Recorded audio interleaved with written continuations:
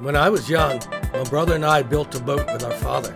We spent several years sailing and exploring the Patuxent River. And then I met Toni. Peter and I spent many happy times on that boat, and so when we got married, we built a larger boat and ventured out into the Chesapeake Bay and its many rivers. We crewed on larger boats with dreams of sailing the world, but then life took another turn. Today, we look forward to retirement with dreams of leaving it all behind. Come join us on our journey to sail the seas. Where are we going today? We're heading back up towards Annapolis, Edgewater, to Liberty Marina. We lost our week charter on Emiola because of Hurricane Ian, and we've been fighting back and forth between the boat show and the weather, and nothing lined up. So today we have an opportunity just for a day sail. Unfortunately, there's not a Seawind 1260 available, but we're going to take a Seawind 1160 out for the day and just enjoy the day sailing. It's cold out, the temperature's in mid-50s, it's rainy, but you know, we're going to go for a nice day. At least the wind's blowing at about 10 to 15 knots, so we'll make a day out of it. You excited, Toni? I am. I want to get back out on the water, even if it is just for one day. Probably our last time of the year. Probably, unfortunately. Okay, we're on this boat. We were supposed to go out on Emiola for a week, but Hurricane Ian conspired against us. And then we were supposed to go out again last Friday, with the weather and everything in the Chesapeake Bay conspired against us. So today we said, hell with it. We're going out on 1160 just for the day. This is a stripped down 1160. This boat has nothing on it. No VHF. No cushions, no cockpit seat, this phone of a chart plotter.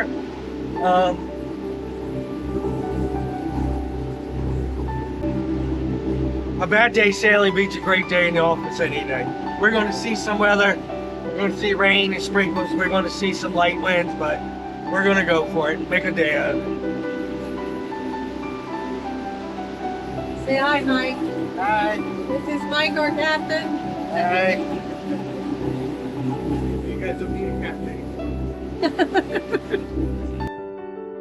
There really isn't much difference between the 1260 and the 1160. The 1260 is 3 feet longer and only 11-inch wider.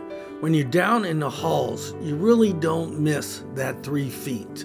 Here I'm showing you the nav desk bench. It pulls out, which is a nice feature, and the nav desk is down below in the 1160, while in the 1260 it's in the saloon, just above where this is. That's where the 11-inch greater width in the 1260 makes a difference.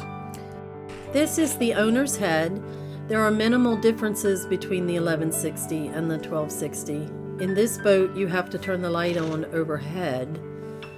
It also has that hatch right above the sink area, which opens, and it does have a screen there, which is nice. Keeps the bugs out. And then I'm now showing you the cabinets under the sink. Lots of storage under that and the counter there. There's 2 on this side. So there's a nice storage in the head. And the shower in the 1160 and the 1260 is wonderful. It's separate, so everything stays dry in the head, except for in the shower itself. Has a nice bench. And then there's also a cabinet right here above the head itself. Very deep, very nice. I don't recall it being on the 1260, but it might be there. It's definitely a nice feature. See the wind angle? I think the mate could probably go out just a tad.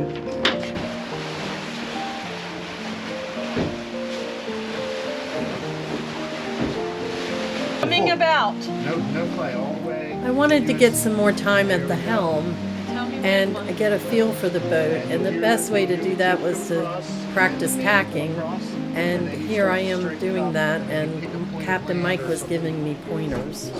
There goes the jib. That's the main. And the main is across too, so now straighten us up. Go. This is the owner's stateroom. It's very roomy, has lots of storage. The bed is set up similarly. We did notice there are no cushions next to the bed. Along that side there, it's hard rather than having cushions as on the 1260. But all in all, it's pretty much the same, very similar, perhaps a little smaller, but not noticeably. There is a lot of storage here. You see this cubby here, right above this bench to sit on. And then in the bow, there's quite a large area of storage. I don't see a thing to hang things there. I think there is on the 1260. The settee here, little bench, has a little bit of storage in it. Very little, but a little bit. And then under the bed there's storage. But on the 1160 you lose some storage that is behind the door here. There is some storage behind the door on the 1260. But it certainly looked like an easy Right. There was another one that was an application that was easy.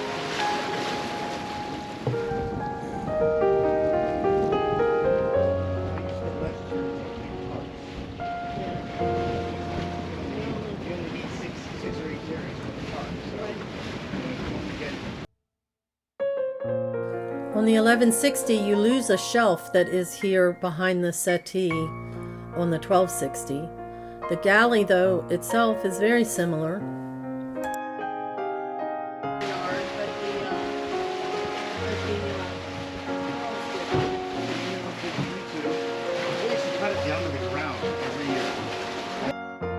This is the starboard aft stateroom. It's very nice, has a hatch there. And it has a reading light that you can reach from the bed. And you have a cabinet here that has a good amount of storage, but I think the one on the 1260 is larger.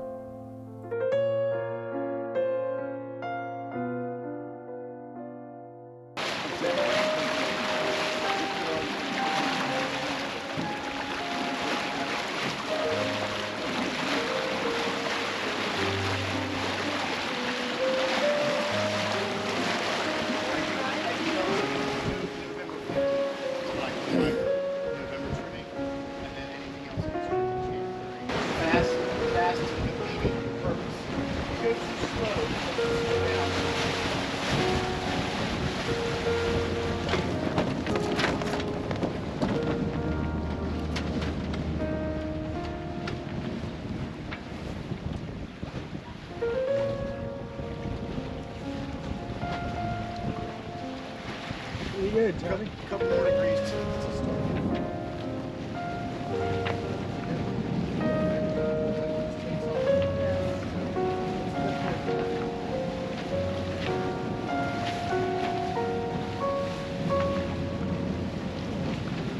See up there, the Windex is outside of the inner markers. Yes. So that means you know you have a decent point of sail. Yes. Yes. And so, after a while you can feel it when you come about. You can feel the sails pick up and the boat starts to accelerate again. Because it will slow until really the sails are over and starts to... The 1160 has a little cubby above the counter there, not a cabinet. But the galley is very similar. This beautiful window to look out. The refrigerator appears to be the same. You notice there's no ice trays in this one. Peter doesn't want the ice trays. And we also have the chest freezer with the cabinet top lifts up.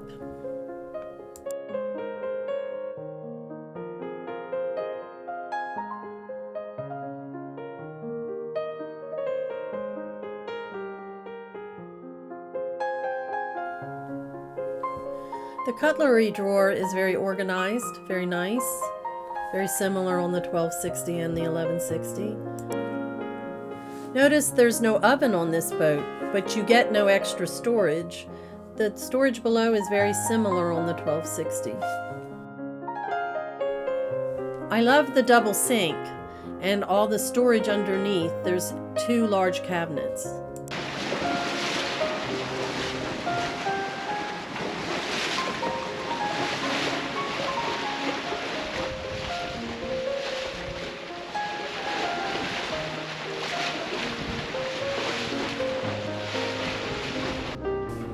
This is the forward stateroom on the 1160. This stateroom's very similar to the 1260. The bunks go fore and aft. You have your little side closet there. You have your light switch and power point there. On the 1260, the cabinet's more open. It's more rounded, I think.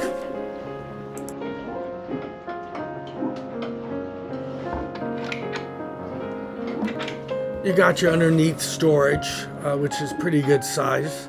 Very similar to 1260. You have your beautiful windows, beautiful views from the bunk. But what's unique about this boat is there's no forward head. There's no head up here at all. This was an option that the original owner did not pick. Maybe he was going to use it for a workroom. You still have your forward storage, which is ample since you don't have a black water tank here. And then you have off to the left here a cubby hole with a plug-in. So I don't know what that's about.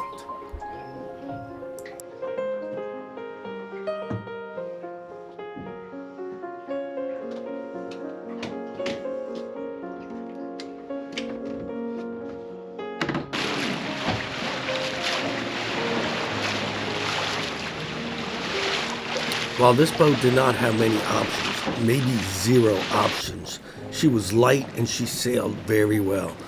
The day was only gusting up to maybe 12, 13, 14 knots, and we were sailing along just fine in the light winds of the Chesapeake Bay. She handled very well, tacked very nice. It's a good boat.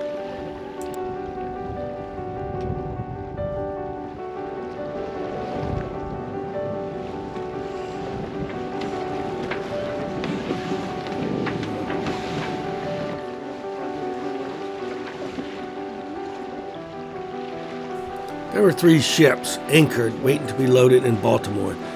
These created an obstacle course that we had to sail around when we tacked back and forth on the bay.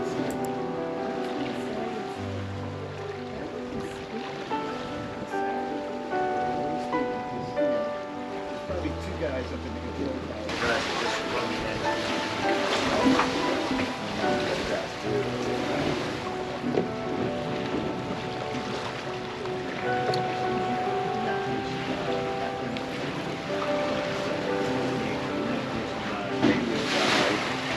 couple of engines guys.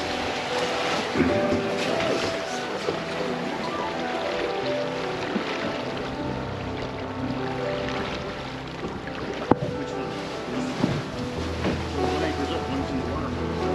No, I mean, why is the boat there? It's waiting for it to slip and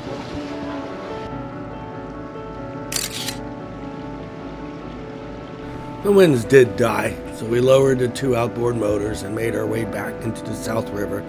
We were going to practice some docking approaches for the rest of the day. It was a dismal day weather-wise out there, even though we enjoyed ourselves sailing. The only boats we saw were boats heading south for the winter or work boats, going out checking their crab pots.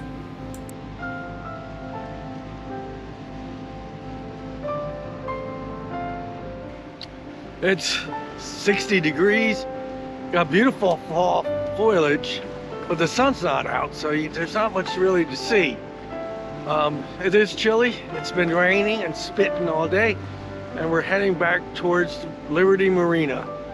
It was a great day sailing. We didn't break any speed records, but we didn't have a motor running either, so great fun. Glad we came out.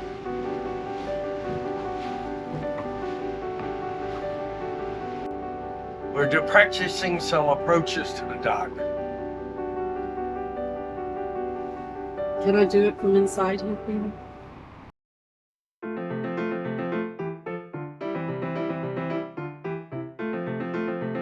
We practiced some dock approaches. This is a Seawind 1160, so she had 2 outboard motors underneath the helms.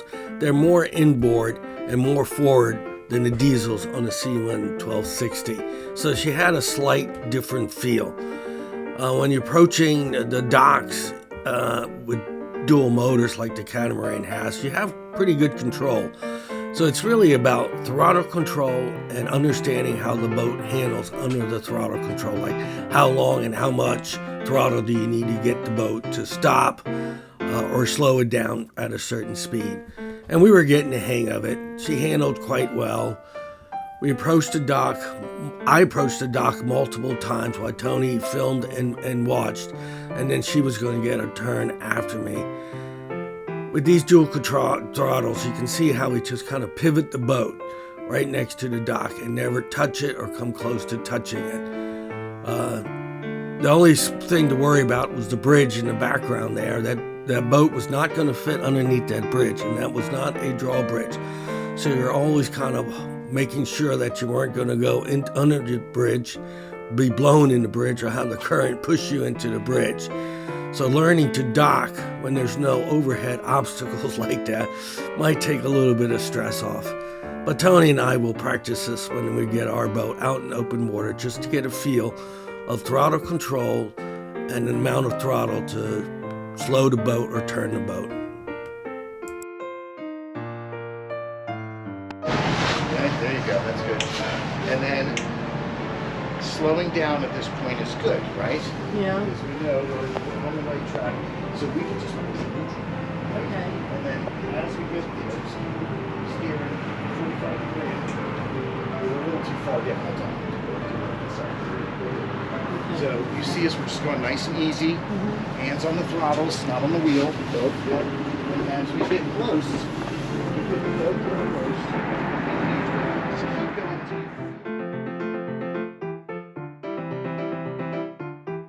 to So when it was my turn to practice docking, I was a bit nervous, and that's why I looked a little bit mad in the previous shot, but that's because I was nervous.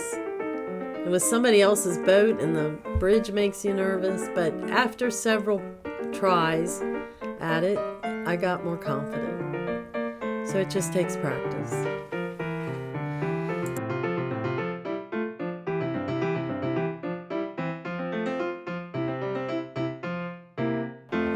After tying up and securing the 1160, we walked over to the 1260 La Gracia. This boat is for sale. And what we noticed while we were sailing 1160s and 1260s in various charters is that dinghy would rock back and forth. And we're always constantly tying and tweaking and tying to keep it from moving back and forth.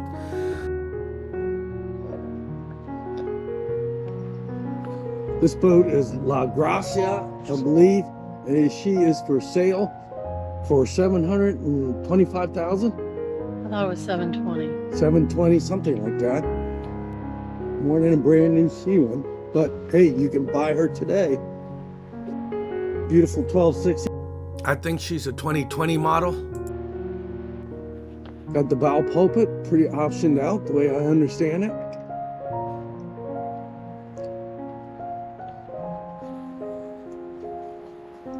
And we're over here looking at it for one reason and one reason only. We're looking at the blue water davits. Those are the things right there that's holding up the dinghy. And we're considering optioning that out simply because we can bring the dinghy up and snug there in rough water. So that's what we're thinking. Nice boat.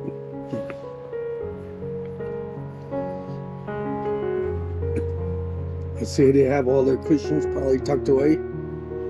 Got the side clears.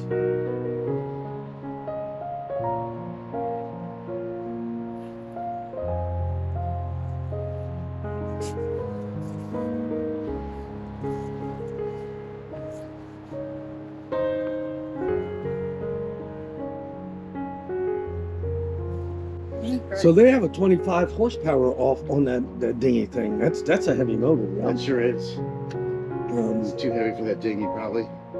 But you could see the dinghy, the ocean davits there. Yeah. And you could see how you could pull the boat all the way up against them. Keep it up nice and tight. Keep it up nice and tight, nice and high.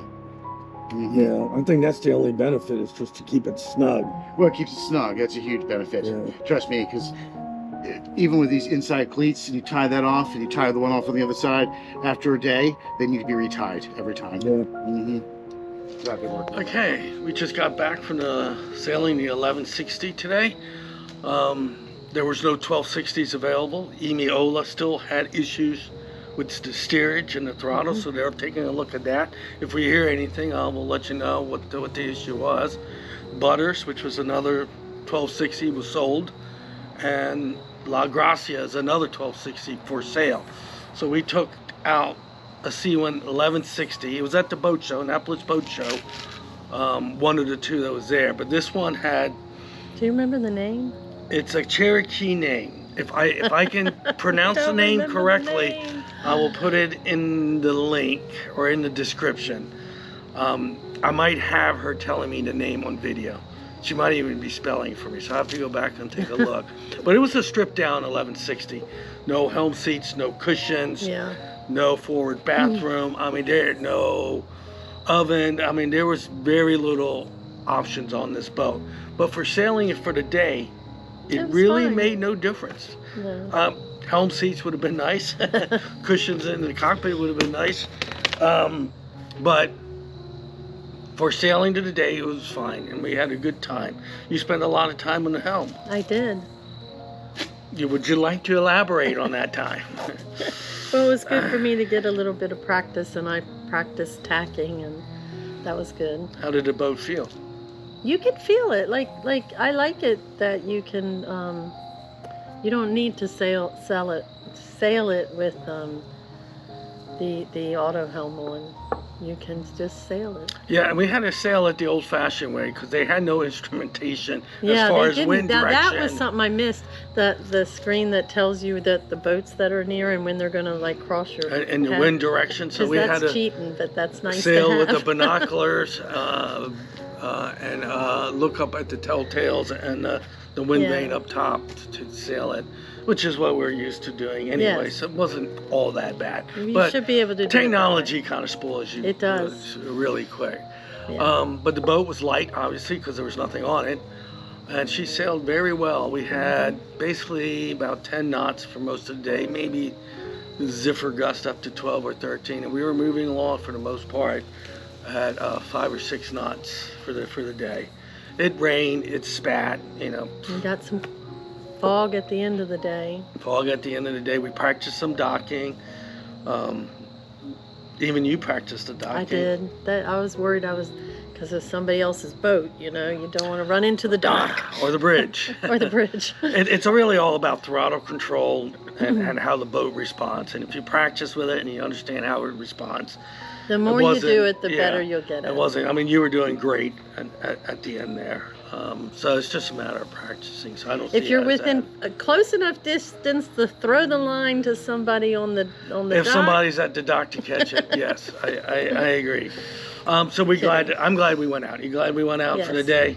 Yeah. I would have rather gone out on a 1260 for the week, but I'm telling you, the weather never really cooperated. So it was disappointing. We'll get a chance in the spring, hopefully, to go back out. Yeah. Anyway, that does it for this episode. If you like what we're doing, click only the good stuff, the thumbs up, the notification bell, right? And subscribe. And subscribe, yeah, that always helps. And we'll see you in the next episode. Bye. See ya.